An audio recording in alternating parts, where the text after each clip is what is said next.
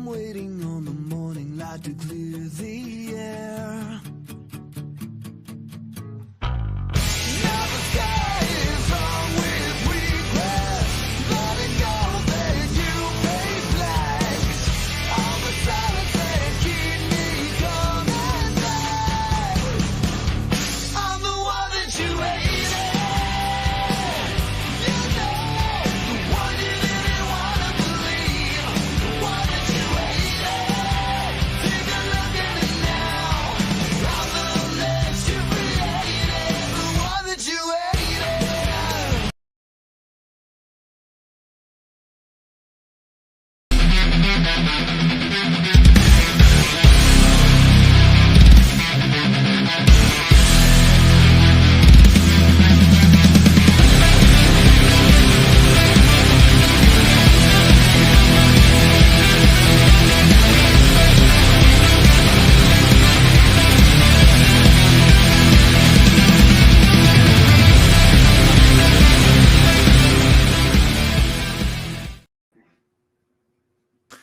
Hello and good morning. Happy Sunday morning to all of you guys out there in social media land. Welcome to the big show hosted by me, Jimmy Smith. Alongside of me is my co-host and color commentator, Dwayne Ward. Howdy. Hey, so the big show is a podcast where Dwayne and I discuss modern day issues like men's health, masculinity, the hard truth about dating, and what makes a man a man. So let's get the big show started. Dwayne, good morning. How are you doing? I am north of the little dirt nap area. Of course, I think as everybody is aware, I was a little ill there. I did want to point out a quick welcome back. Yeah, glad to be here. A little technical issue. I know. Well, you got a few announcements on some life changes that you've made recently, and I just kind of wanted to point out that your video is a little jittery. I think possibly your PC and your backgrounds on stuff aren't really gelling too well. So I don't know if you can change some resources on the fly, but yeah, you're doing the max headroomy thing for the Gen Xers out there. I don't know if you want to mess with. Yeah, it's kind of doing that every, losing a frame here and there. I mean, I'm in full HD. Oh gosh, I don't really know how to fix it on the fly. I apologize about that. I wonder if it's maybe my internet connection. That is certainly possible. Let's see. I can send you a quick note of what I think it may be, and you can make decisions on that, and we can go from there. Anyway, yeah, while you're looking at that, so yeah, we got the show today. I was sick. You've had some life changes. Well, yours have been positive. Mine haven't been so much. Went down with the flu, I guess about 2 weeks ago. And I don't know if it was my advanced years or what it was, but it laid me up pretty good for about a week. So, but I am back at 80-90% and ready to rock and roll. So today's topic. Oh yeah, go ahead. So I've got this virtual background thing going here right now. I'm not really sitting in a room with a piano, so because I'm in the process of moving. I mean, you're a. Let me see if I can. I didn't know that. I don't know if you could sell the piano. I don't know.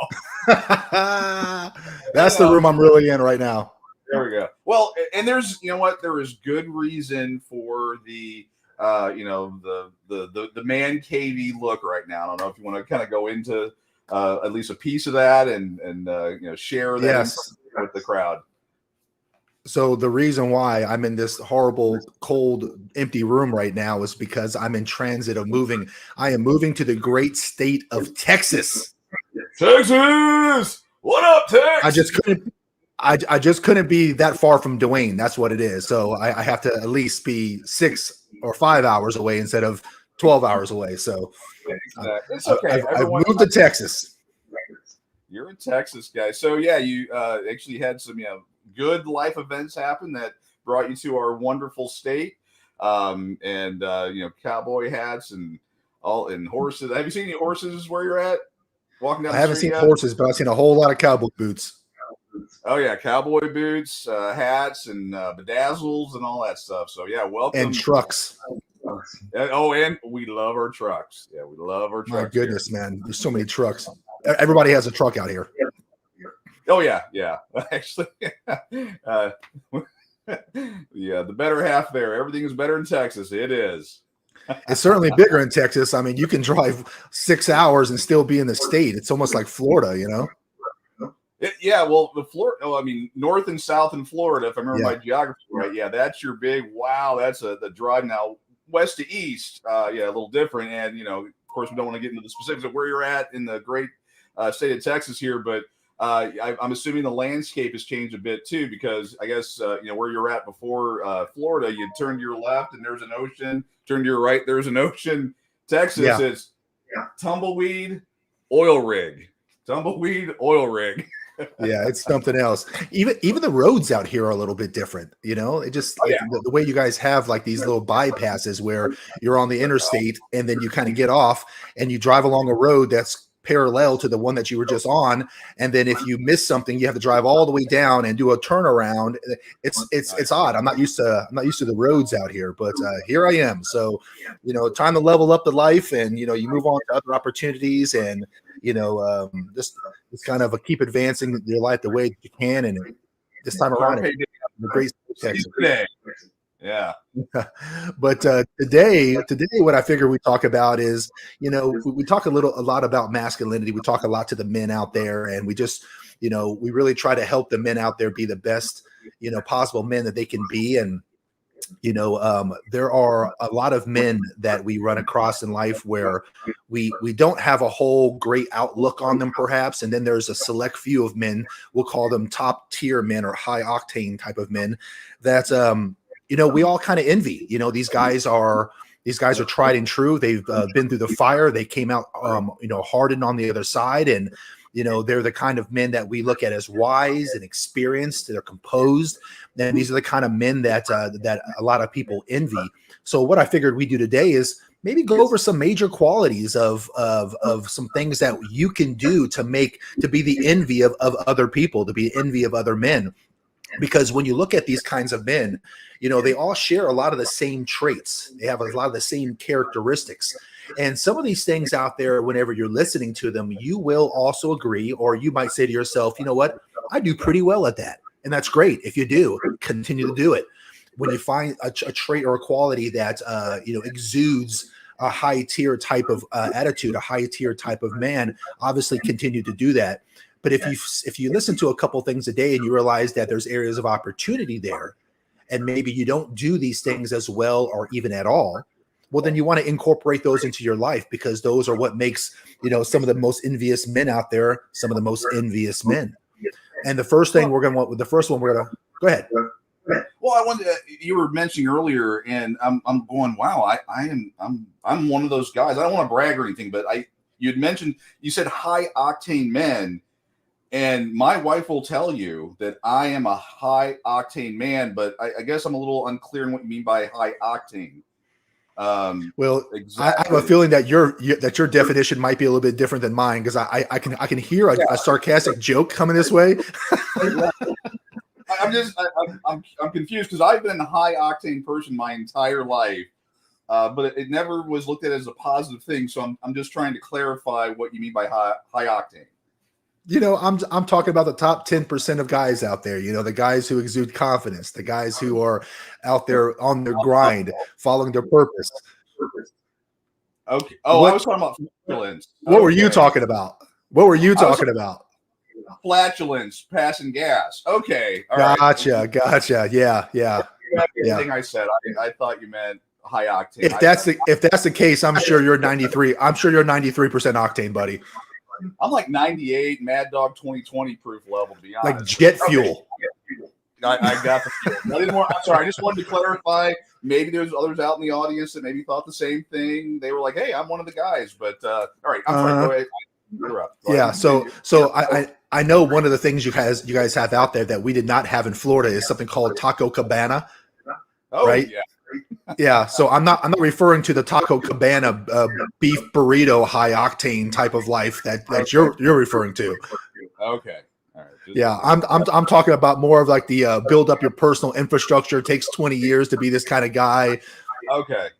not the you're making Brandy want to go back on a dating app to find someone better kind of octane. That's not the octane I'm talking about.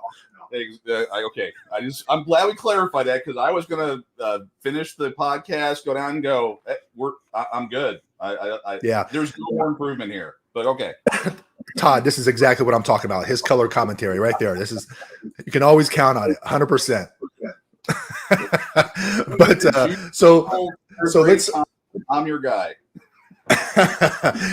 There's nobody else can take a phrase of like a high octane and turn it into flagellants. I'm it. I'm the guy. That's him. That's the guy right there. So let's talk about some of the major qualities I think that would make a high octane type of guy, a guy that men and other people would actually envy. And one of the first things that you will notice that about these kinds of men, these men again that other people envy, is that these guys exude a great deal of gratitude. That's one of the first things that you'll notice when speaking to these wise and experienced type of men. These are the people who listen to this, well, what I was going to say is there's a lot of people who actually listen to our show, the Big Show, from all parts of the world. If you grew up in a country where you weren't worried about it being bombed or being shot, kidnapped, or enslaved, then you honestly have it better than most people around this world. Be grateful. Be absolutely grateful for what you have and the things that you're being able to acquire. If you've never gone days without food or water, if you've never had to live on the streets, be grateful. Most of us have it so good, Dwayne, that we actually overlook the assortment of pleasantries that we have every single day. And when we overlook our luxuries, we begin to complain about the minor, unimportant things that don't go our way when we want them to. We get mad at things like getting cut off in traffic. We're mad that our favorite sports team didn't win. We're mad that someone said something unpleasant about us on, social media. I mean, come on, seriously. I mean, these are some of the. We're not able to stream, HD movie out in the boonies at 5G or 6G, whatever the number's up to now. Yeah. First world problems. Yeah, just first world problems, and when you really look at these things that upset a lot of us, if we were to stop and pause and actually say to ourselves, am I really mad I can't stream in 5G right now? We'd probably feel a little bit embarrassed about ourselves. Yeah. I mean, it's pretty embarrassing if you compare it to the daily worries that other people have in this world, So, this is my tip. I mean, people, if this happens to you, then you've honestly become too comfortable. There are millions and millions of people who have it 100 times worse than you and I do. Some of these people are just worried about where the next batch of clean water is going to come from, or how they're going to keep their starving children alive. I mean, that's a lot of what's going on out there in the world. So being ungrateful will never allow you to level up in life, and you'll never be seen as a man that others envy if you don't have that sense of gratitude. The top tier type of men always have a sense of gratitude around everything that they do in life. They've likely experienced many hardships themselves, and they use those hardships as constant reminders on how fortunate they are to be living the life that they do. These men also portray their gratitude in their words. They use it in stories, in meetings, and especially whenever they're teaching other men around them. True gratitude will come from the heart.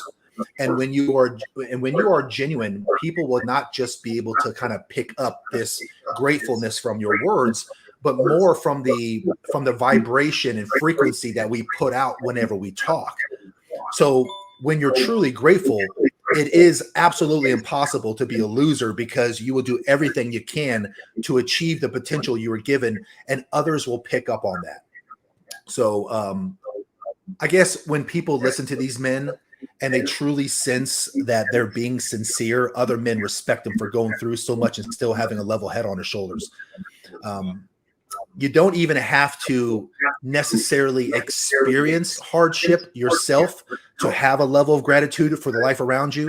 Listening to others, watching, learning from the mistakes that others can make can give you a sense of self-awareness, just like going through it yourself can.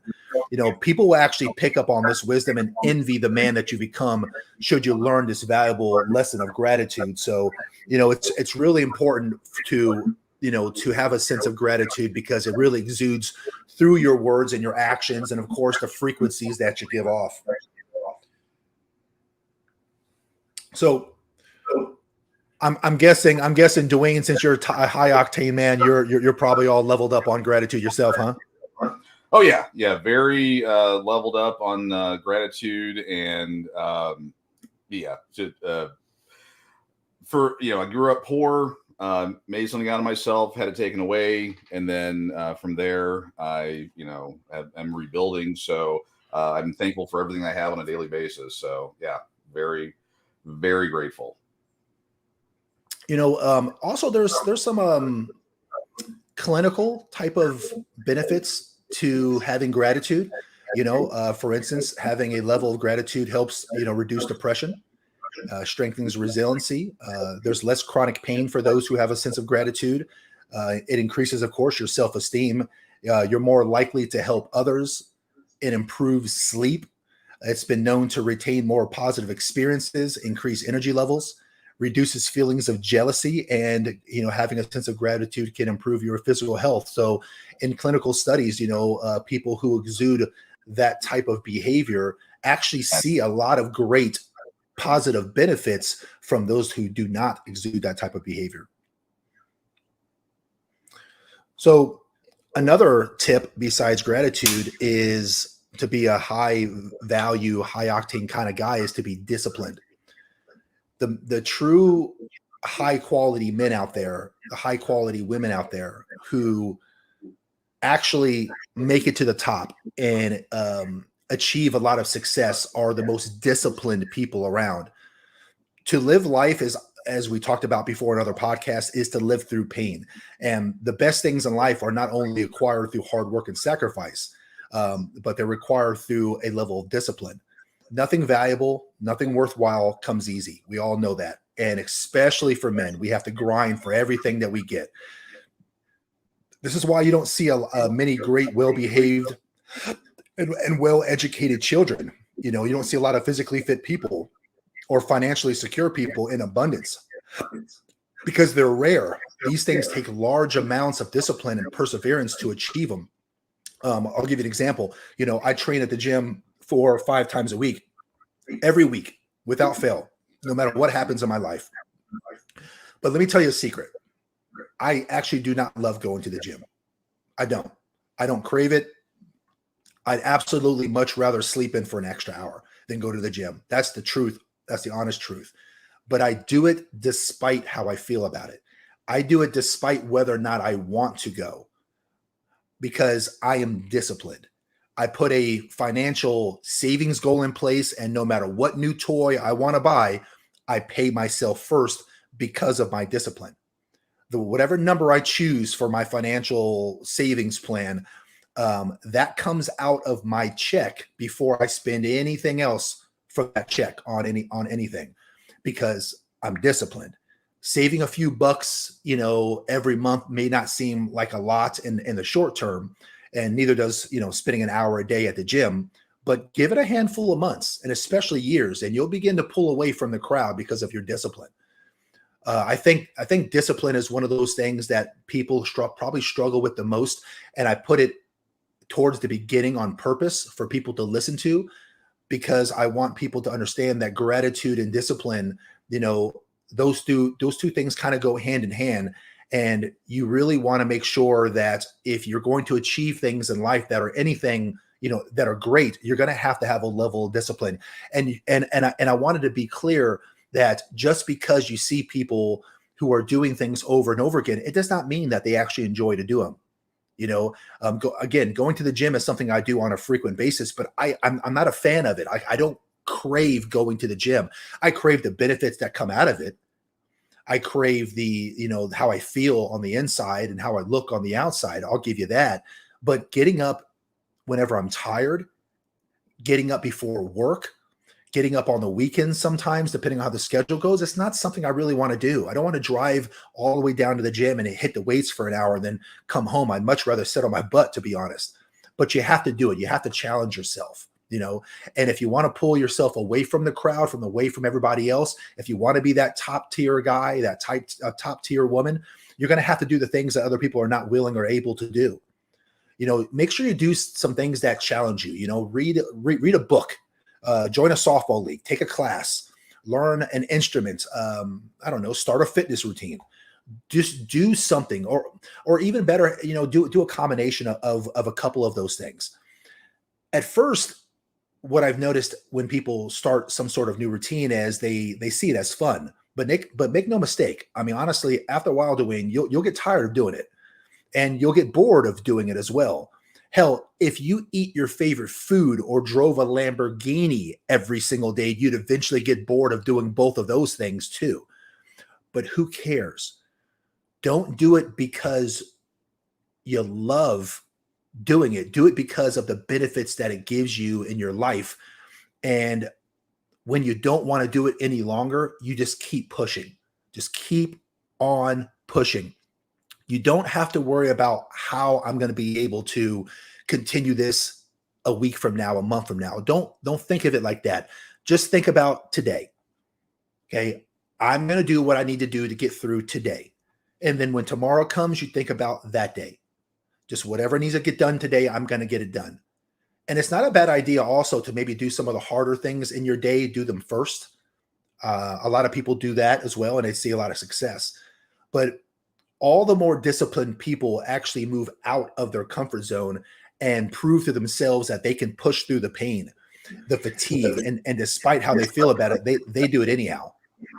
So discipline and, gratitude are two things that I think that can really set yourself aside from everybody else. And if you just do two things out of everything I'm going to teach today, you will absolutely start to pull away from the crowd.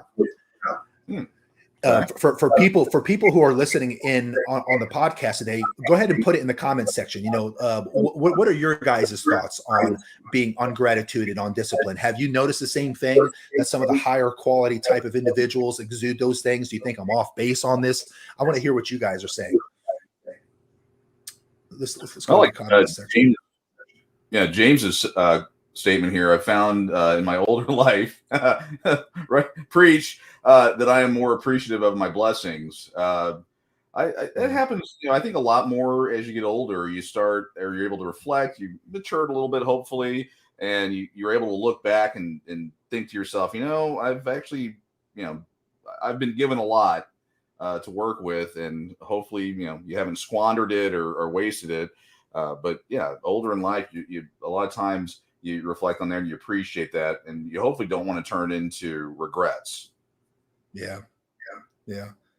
I did want to apologize real quick. I got some feedback feedback on the show about feedback on the show, and totally my fault. I apologize. It sounded like it had been looping the audio a little bit, and just, I guess, a quick disclosure. I run another podcast, Pissed Off Parent. And I redesigned my studio and changed all my audio inputs and all that into one thing. And when I rebooted my PC, something kicked over. And so I believe I have it fixed. I apologize to all the folks out there. I thought I heard myself talking a little bit. Yeah, it was doing like a little mini loop. I do a lot of, software related stuff. And I've got, for my show, I've got all this interactivity and all these other things that are going on. And so I have it funnel into one main audio track, but I'm pulling in from a lot of different areas. And one, unfortunately, got duplicated. And I'm probably nerding out here a little too much, but that then resulted in a loop. It wasn't like a full, like the audio was the same level. It was like this, but you could still hear it. So hopefully that should be fixed. On the fly. That's why I seemed kind of spaced out there for a second trying to update that. I think it is fixed. I've got friends that are saying, "Hey, you got some feedback issues on your show, and now it's fixed." So my bad, completely my bad. Yeah. So I've got my IT friends out there working on our podcast for us, so don't you worry.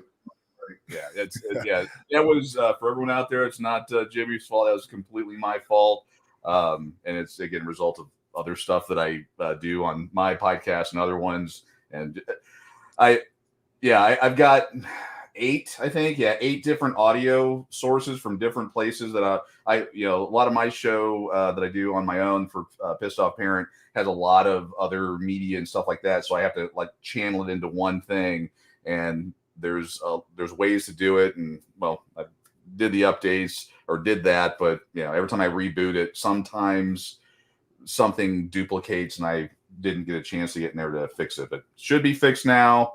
And I apologize, but what about my video problem? Am I still kind of no, you're out? that. Yeah, I guess maybe have a little IT segment in the show. When you use a virtual background, it taxes your PC, and depending upon how beefy the PC is, it can't keep up and process because it's doing real time rendering to make that background. And it's just one of those things. But it happens. It's funny. I mean, Jimmy's beefy, yet his computer isn't beefy enough. So it may be time to I'm still on one of those 1998 Dell computers. Yeah, but that's one of those first world problems. Here we're in Good point. Good point. On a broadband connection. I mean, you're of years. I'm advanced years, and some of the folks here. I mean, we didn't even have dial-up when I was younger. You wanted to see a picture. Not that I would ever download a picture off the internet, but it took like 4 or 5 hours, and the mood left by the time I got done downloading. Yeah, it was just way quicker for Dwayne to go find his dad's Playboy magazines than it was to download stuff off of AOL. You got it. Dwayne had to put one of those little CDs that said 100 free hours. He had to put that into the thing and sit there and wait for whoever's picture to come popping up. Yeah, I think I have the sound for it somewhere that the when the internet would connect on dial-up. I think I have that. Oh gosh, remember that awful cringy sound? Oh yeah. Let's see if I can find it. I don't know what happened. And I bet you anyone who's about 20 years old and younger have no idea what sound that even is. Well, that's the thing. When you hear the youngins talk about their problems, you're just looking at them like, "Are you kidding me?" Like now we have we're going to go real IT, Chat GPT or the GPT world that is basically an AI engine, and there's a billion things you can do with it, which is awesome. I had Encyclopedia Britannica if I was lucky, and then I had to use the Dewey Decimal System card catalog, and at school that was how I did my research. Whereas now they're like you can literally type in a question and it will code. I do it for coding stuff, but it will code a solution for you or whatever. I mean, the technology we have is amazing today, and these darn kids, they're sitting there whining that they don't have full HD video out in the boonies of a video. I mean, it's insane. What? First world problems. Anyway, sorry, big old IT rant there. Look at this comment. Look at this comment right here. Yeah, hey, it's a quick show. Double burrito equals high octane. Okay, cool. See you guys next week. Great show. That's the only advice I could have started and ended with that advice, and we could have just moved on to the next one. Exactly. So while I'm thinking about it, tell everybody what Pissed Off Parent is, when you air, and what the show's about. Pissed Off Parent, I'll give you kind of the Reader's Digest version. I'm the Pissed Off Parent, and not my first time at the old marriage bat. I'm a 3-time, I don't want to say loser because one, I'm still married to. I have a wonderful wife. This go around, though, it took a couple, mulligans to get it done. Married 3 times total. And I went through the court system. Now that you're in Texas, we'll probably have to chat about that if you ever decide to go down that path. But anyway, whole separate conversation. But I went through the anti-family court system, and I went in there like 99.99% of people out there with this idea that it was like Matlock and Judge Judy, and it was balanced, fair, the scales of justice, and all that stuff. And I then quickly learned that that's not how it works for my first go around. And then so I'm a data guy, so I started doing research, and I'm like, ooh, what's going on here? Talking about Title 45. I mean, all the pieces now that I know about, and I'm like, okay, well, 1, this information has to get out to the world. 2, I made a promise to my 2 sons that they would not go through what I went through.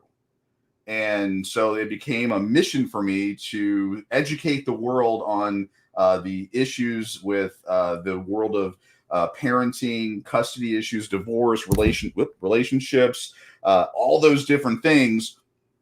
And I've been involved with a few other organizations, and I don't want to badmouth anyone else, but it wasn't for me. And so I'm sitting there talking to my wife, and I'm like, I need to come up with a name. I need to come up with something. I don't like this all the flowery stuff that's out there, because that's just not me. And I'm like, I'm a pissed off parent. I am just pissed off about how crazy this is and what they're doing to our children, to our parents, and all that. And I'm like, pissed off parent. All right, there we go. And got a ring to it. Yeah, it's got a ring to it. It works. Everyone, it's funny, people, some of the same, organizations like, oh, you can't do that because it's flowery. We got to have this. And I'm like, look, that's why it's my organization. That's why I'm the pissed off parent. And so, I designed my logo. Actually, it's, again, to honor my dad and my grandmother. I even have a tattoo of that. Not the sim. I'm not that committed to pissed off parent, but this is just for my dad and my grandmother. But it just became kind of a thing. And yeah, I stream. I have a podcast on YouTube under Pissed Off Parents. I'm on Roku, Amazon Fire Stick. I, of course, have a website, pissedoffparent.com. I'm kind of everywhere in all the different social medias, and I do. I'm not really into a schedule yet. It's when new legislation comes out, or there's yesterday I did a show on a temporary protection order scenario reaction to an actual court case. I talk about laws that are passing, issues that are out in the public square all over the world. And again, it's an information edutainment type show. You'll notice that I have a very Gen X theme to the entire show. I'm a red pill guy, and there's Matrix references all over the place. You get to see me acting like a complete goofball through a lot of it, because this is what you get.